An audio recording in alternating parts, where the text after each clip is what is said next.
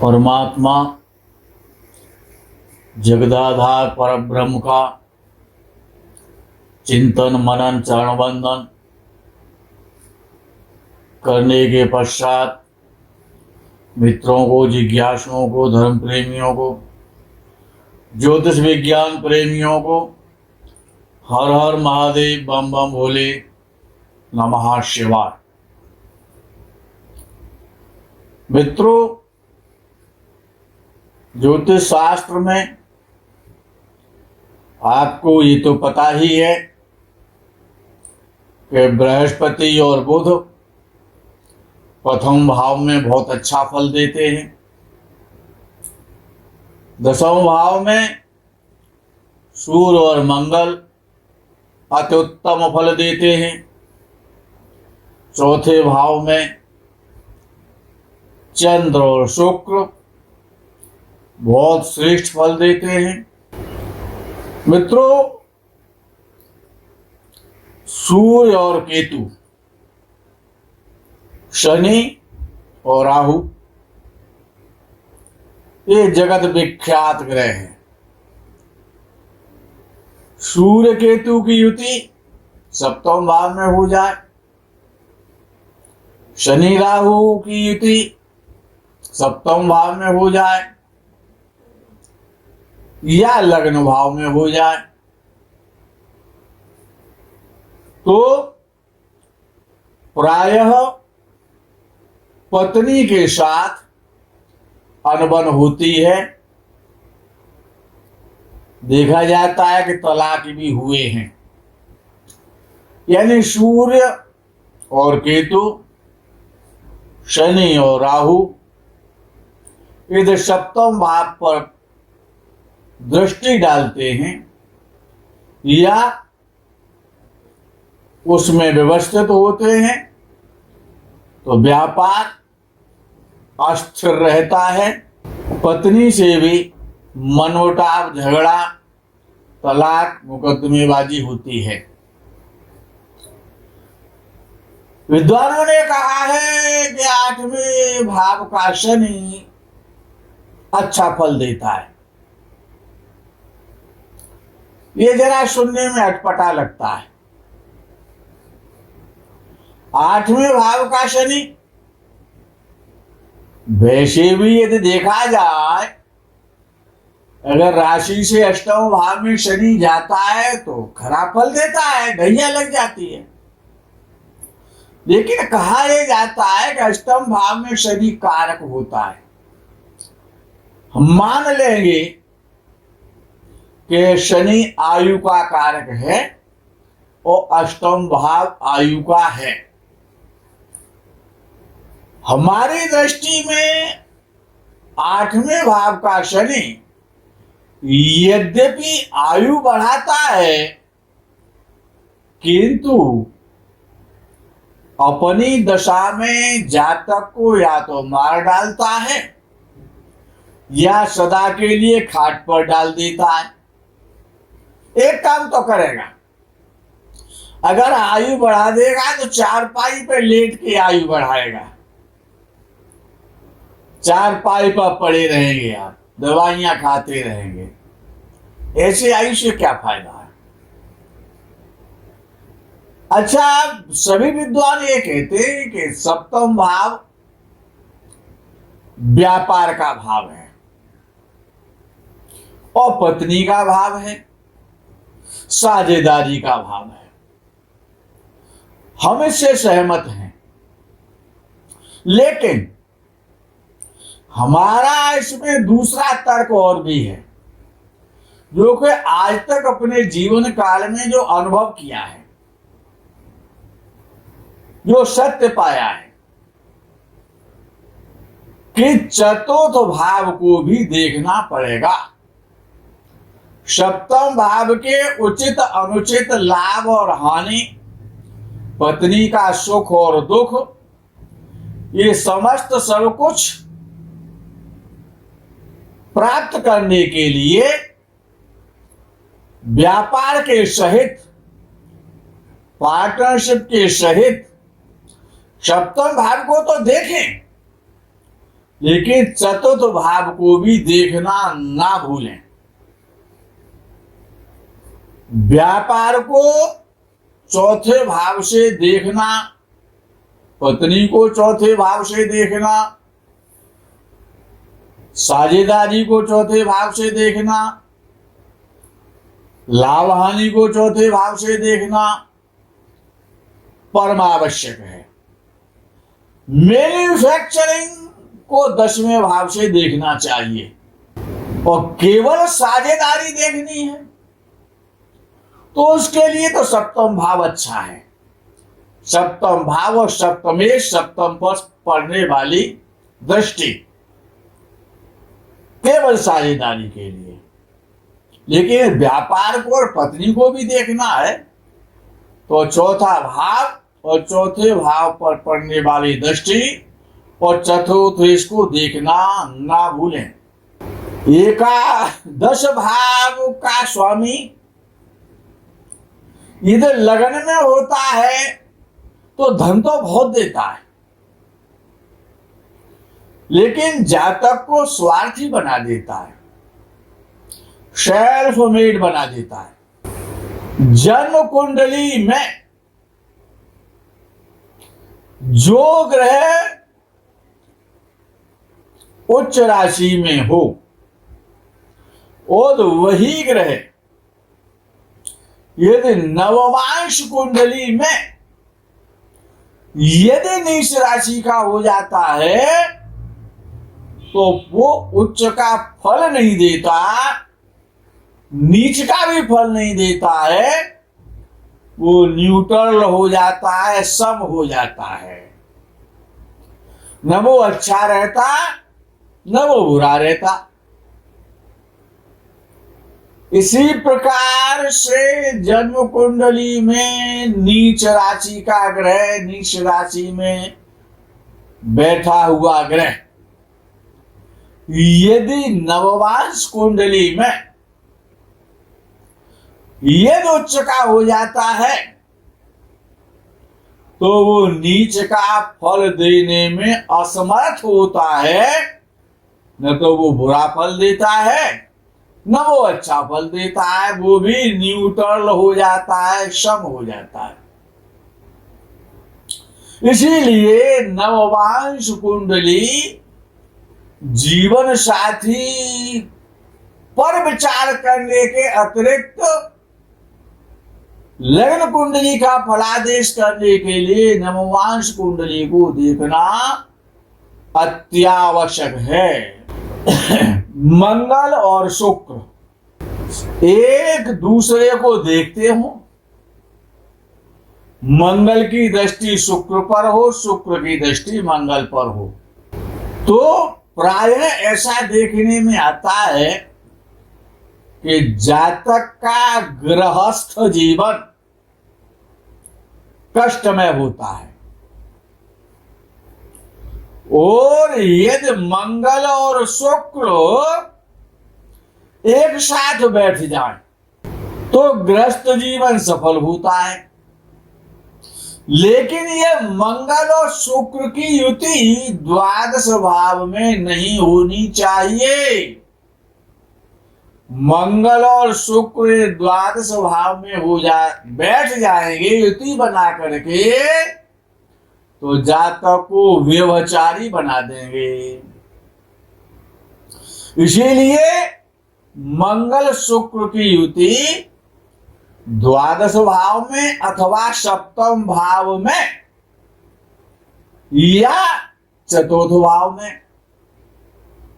वो विद्वान तो यहां तक लिखते हैं कि लग्न भाव में भी पत्नी के लिए जातक के चरित्र के लिए अच्छी नहीं है। जातक चरित्रवान नहीं हो सकता, भोगी हो जाता है, अतिशय कामी हो जाता है। यदि किसी पुरुष जातक की कुंडली में सप्तम भाव का स्वामी सप्तमेश एकादश भाव में बैठ जाए, किसकी कुंडली में? पुरुष विशेष की कुंडली में सप्तमेश एकादश भाव में व्यवस्थित हो जाए तो प्रायः ऐसा अनुभव में आता है कि जातक को कमाऊ बीवी मिलती है, कमाऊ पत्नी मिलती है, या पत्नी के भाग्य से, पत्नी के माध्यम से धन की प्राप्ति होती है। दहेज में भी तो धन मिल जाता है। अच्छा, दहेज में भी मिल जाए तो ससुराल वाले भी बाद में सहायता करते रहे, ये भी तो ये योग बन जाता है। यानी पत्नी के माध्यम से जातक को धन मिलता है। या सप्तम भाव, लोग कहते हैं कि तुम्हारा भाग्योदय शादी के बाद होगा, बिल्कुल सत्य है, हम इसके समर्थक हैं। लेकिन कब? जब सप्तम भाव का स्वामी भाग्य स्थान में बैठे तो विवाहोपरांत भाग्योदय होगा, ये निश्चित है। ससुराल वाले भी भाग्य बढ़ाने में, भाग्य वृद्धि में सहयोगी सिद्ध होंगे, अर्थात ससुराल से संबंध अच्छे हो जाएंगे, ससुराल का सपोर्ट मिलेगा। सूर्य यदि लग्न या पंचम भाव में नीच राशि का भी हो, लगन में नीच राशि का हो या पंचम भाव में नीच राशि का हो, तो हमारा तो ऐसा अनुभव है कि ऐसे सूर्य को नीच का होने पर भी नीच का नहीं मानना चाहिए। क्यों? कि वो नीच का फल नहीं देगा, अपना फल देगा, अच्छा फल देगा। लगन में उपस्थित सूर्य नीच का हो या पंचम भाव में नीच का हो तो उससे भयभीत होने की, डरने की आवश्यकता नहीं है। सम्मान और धन के लिए, अन्य किसी बात के लिए बात नहीं कर रहा हूं। धन और सम्मान तो वो देगा। बड़े लोगों से, संभ्रांत सम्मानित धनवान लोगों से संबंध तो बन पाएगा। और यदि सप्तम भाव में सूर्य उच्च राशि का हो, सप्तम भाव में सूर्य उच्च का भी हो, तब भी उसे नीच का ही समझना चाहिए। सप्तम भाव में उच्च राशि का सूर्य भी, अन्य राशियों की तो बात छोड़िए, सप्तम भाव में उच्च का सूर्य भी नीच का ही फल देगा। ये अपने में अटल सत्य है। कुंडली में सूर्य एकादश भाव में है या दसवें भाव में है, अत्युत्तम फल देता है।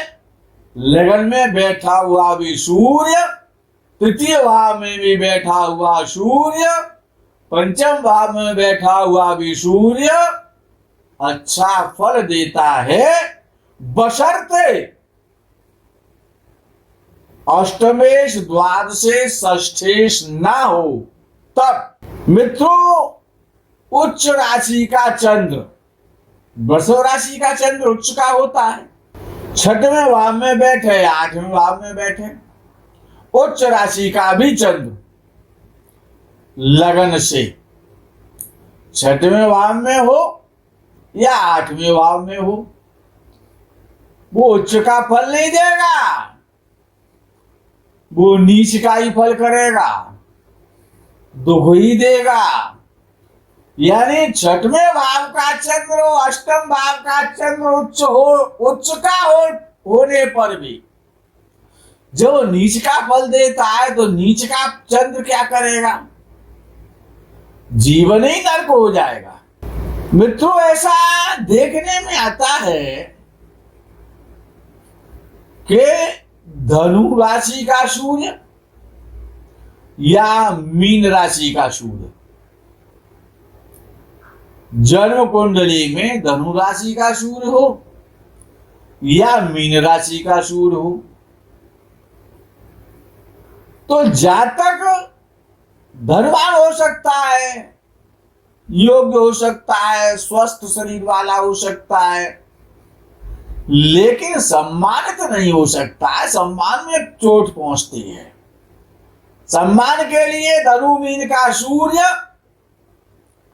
अच्छा नहीं है। और ऐसा भी देखने में आता है केतु यदि लग्न में हो या छठवें भाव में हो, सूर्य धनु या मीन राशि में हो, तो सूर्य बहुत अशुभ फल देता है। सूर्य का फल फिर अच्छा नहीं मिलता है केतु के कारण।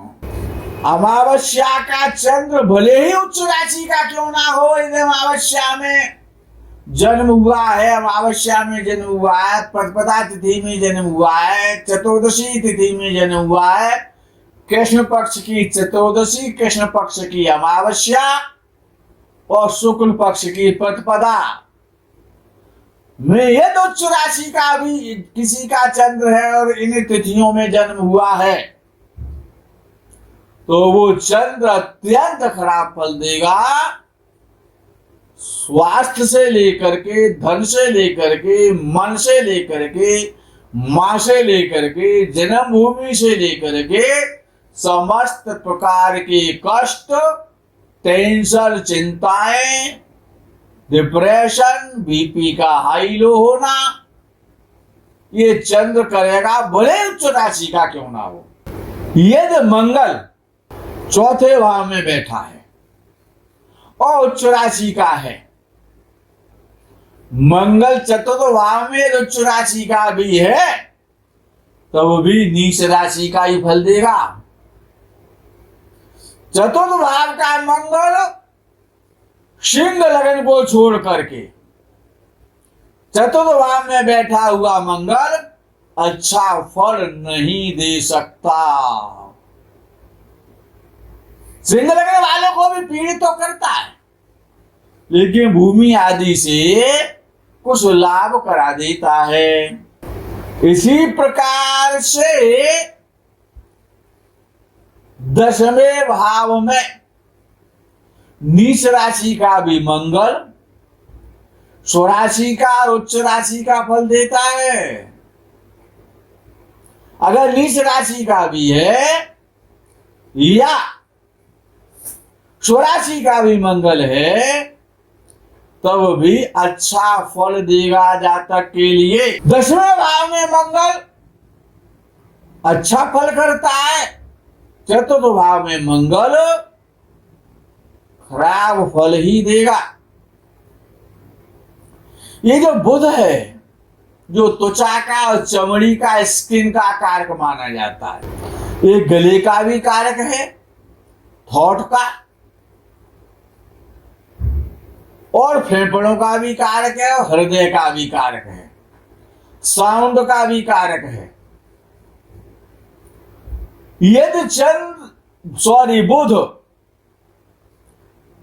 सूर्य से अस्त है, पूर्णतया अस्त है, या कमजोर है, निर्बल है, या बकरी है, या नीच राशि का है, तो जब बुध की दशा आएगी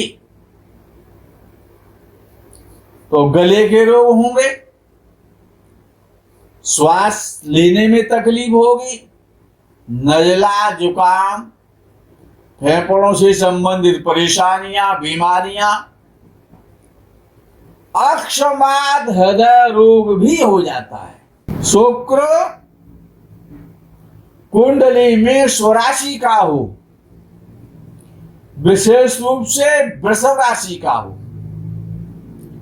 काम शक्ति को प्रबल कर देता है। ऐसा जातक स्त्रियों से संबंधित समस्त प्रकार के सुखों को भोगता है, विदेश यात्राएं जरूर करता है। शुक्र दूसरे भाव में हो या 9वें भाव में हो, तो जातक विदेश यात्राएं करता है, विदेश जाने के लिए लालायित रहता है, विदेश जाना चाहता है। विदेश की यात्रा अपने जीवन काल में ऐसा जातक अवश्यमेव करेगा। बुध और शुक्र दोनों ही शुभ ग्रह विशेष रूप से पंचम भाव में बैठ जाए तो प्रेम विवाह तो करा ही देंगे, प्रेम का योग बना देंगे, लव करने का योग बना देंगे, बॉलीवुड में जाने का योग बना देंगे। या प्रेम विवाह ना भी हो लेकिन ऐसी कन्या के साथ शादी होती है जिसको व्यक्ति पूर्व से जानता हो, परिचित हो। जिस कुंडली में शनि खराब हो तो उसकी पहचान क्या है उस व्यक्ति की जिसका शनि खराब है। शनि खराब हो तो ऐसा व्यक्ति डिम लाइट पसंद करता है, प्रकाश कम पसंद करता है, डिम लाइट पसंद करता है, अंधकार प्रिय होता है, कम प्रकाशवान चाहता है, रोशनी तीव्र तीखी रोशनी पसंद नहीं होती है ऐसे जातकों को। शनि यदि लगन में नीच राशि का हो या शत्रु राशि का हो लेकिन लगन में हो तो पागल ना करे लेकिन आधा पागल तो कर ही देगा।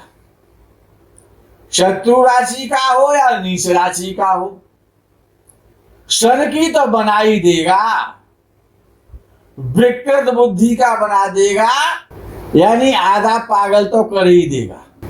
ओ यदि शनि की दृष्टि, लगन में बैठे हुए शनि की दृष्टि यदि चंद्रदेव पर हो गई तो ऐसा जातक उन्मादी हो जाता, हठी हो जाता, जिद्दी हो जाता है और शन की स्वभाव का हो जाता है, शक्की मिजाज हो जाता है। मित्रों,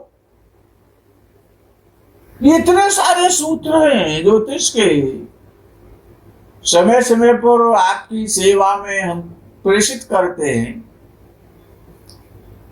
कमेंट के माध्यम से उत्साहवर्धन तो आपको करना चाहिए, ये तो हमारा हक बनता है आप पर। इतना ज्ञान आप लेने के अधिकारी हैं, आपको मिलता है। एक कमेंट लिखने का हमारे लिए तो हमारा भी अधिकार बनता है। ये तो आपको ऐसा तो करना चाहिए, हमारी दृष्टि में उचित रहेगा। मित्रों, आगे का समय जो भविष्य है सन 2021 का लास्ट महीना, सन 2022 का प्रारंभ, यानी सन 2021 का दिसंबर, जो मैं आज कह रहा हूं आपसे इसको अनसुना ना करें,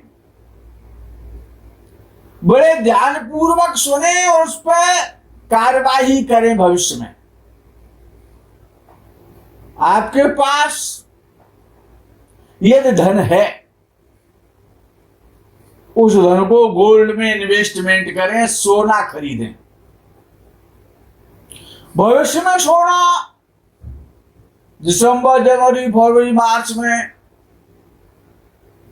बहुत हाईएस्ट पहुंचेगा, बुलंदियां छुएगा, दर्शन दुर्लभ हो जाएंगे, नाम सुनने को मिलेगा। खरीदने की हिम्मत टूट जाएगी। पैसा कमाना चाहते हैं आप, गोल्ड में इन्वेस्टमेंट करें। क्या कारण बनेगा उस कारण को मैं नहीं कहना चाहता, लेकिन गोल्ड बहुत बड़े स्तर पर महंगा होने जा रहा है। दिसंबर, जनवरी, फरवरी, ध्यान रखें, लाभ कमाएं, धन कमाएं, घाटों से बचें। घाटों को पूरा कर देगा अकेला गोल्ड। यदि आपने गोल्ड में इस समय इन्वेस्टमेंट किया तो मेरा सुझाव है, परामर्श है, इसको अवश्य कार्यान्वित करें। ध्यान से सुन लें, यह गोल्ड बहुत हाईएस्ट बुलंदियों को छुएगा। मित्रों, आपका जीवन गोल्ड की तरह चमकीला हो जाए, आप गोल्ड में इन्वेस्टमेंट करें, मुझे खुशी होगी जब लाभ आपको मिलेगा। तो यही आपसे विदा लेते हैं। बम बम भोले, हर हर महादेव, बम बम भोले, नमः शिवाय, जय गो माता की।